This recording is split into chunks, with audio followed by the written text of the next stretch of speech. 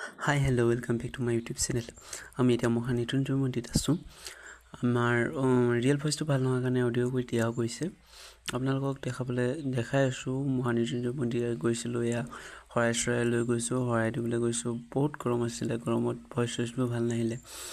চাওকচোন গাইজ কেনেকৈ ঘামি গৈছোঁ।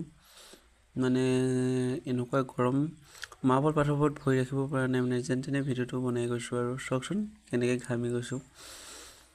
আপোনালোকক দেখাই আছোঁ আৰু ধুনীয়া শ্বৰ্ট কেইটামান লৈছিলোঁ, শ্বৰ্টকেইটাকে দেখাইছোঁ। ভইচবোৰ ভাল নাহিলে মানে চাই যাওক। গৰমত মানে মানুহৰ অৱস্থা কাঢ়ি লৈ গৈছে, এনেকৈ লানি পাতি থাকিবলগীয়া হৈছে শৰাইবোৰ লৈ মানে ছাইডত যাব নোৱাৰি, মানে বহুত গৰম। আমিও এতিয়া লানি পাতি আছোঁ, বহুত দীঘল লানিটো। এতিয়া ভিতৰত সোমাই আহিলোঁ। আমি ভিতৰত সোমাই লানি পাতিবলগীয়া হৈছে। ভিতৰত AC আছে বাৰু, অলপ ঠাণ্ডা পাইছোঁ। এয়া চাওকচোন কিমান মানুহ ভিৰ হৈছে। এয়া ৰখি আছোঁ আৰু যেন তেনে ভিডিঅ'টো বনাই। এয়া হয়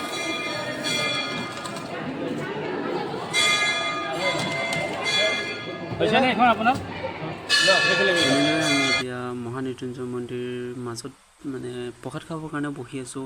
ফেন চেনবোৰ চলি থাকিলে ভইচ ইয়াতো ভাল নাহিলে, কোনোফালে ভাল নহ'লে। এয়া মোৰ লগত ভিনদেউ আছে, ভাগিন আছে আৰু সখী আছে, চব বহি আছোঁ আৰু প্ৰসাদ খাবলৈ। এয়া এনেকেই গৰমত যেন তেনে ফেনৰ তলত বহি আছোঁ আৰু তাৰপিছত প্ৰসাদ খাম আৰু যামগৈ আৰু ঘৰত।